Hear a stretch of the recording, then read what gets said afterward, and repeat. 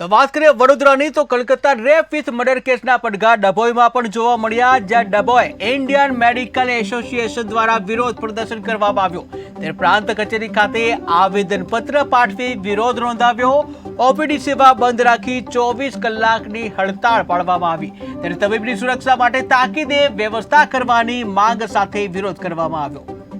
આજરોજ અમે Dabhoi medical association અને ડભોઈ મેડિકલ યુનિયનના સર્વે ડૉક્ટર મિત્રો અહીંયા એકત્રિત થયા હતા પ્રભુદાસ મેડિકલ હોલમાં।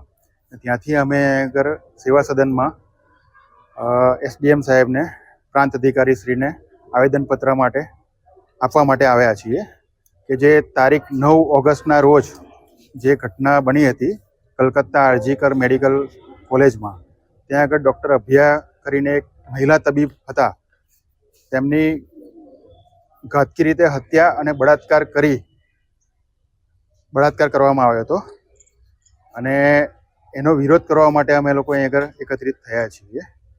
અને આ પ્રકારની ઘટના આગળ જતાં ના બને એની સુરક્ષા રાખવામાં આવે એના માટે અમે કેન્દ્ર સરકાર, રાજ્ય સરકાર જે પણ હોય એમને તાકીદ કરીએ છીએ। એનો જે કાયદો ઘડવાનો હોય એ ઘડે અને ડૉક્ટરોની જે સુરક્ષા છે એનો મેઇન પ્રશ્ન છે। એટલે એ મુખ્ય પ્રશ્ન જે છે એ તમે એનો સોલ્યુશન લાવો તાત્કાલિક।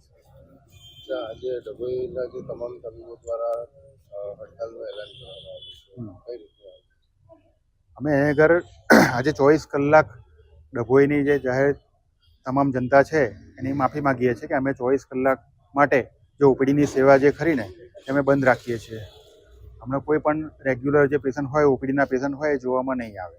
24 કલાક માટે ઇન્ડિયન મેડિકલ એસોસિએશન તરફથી હડતાલનું આયોજન કરવામાં આવ્યું છે। સિવાય કે ઇમરજન્સી કેસીસ હોય, કેઝ્યુઅલ્ટીઝ હોય તો એ જોવામાં આવશે, એના સિવાય કોઈ પણ રેગ્યુલર પેશન્ટ જોવામાં આવશે નહીં।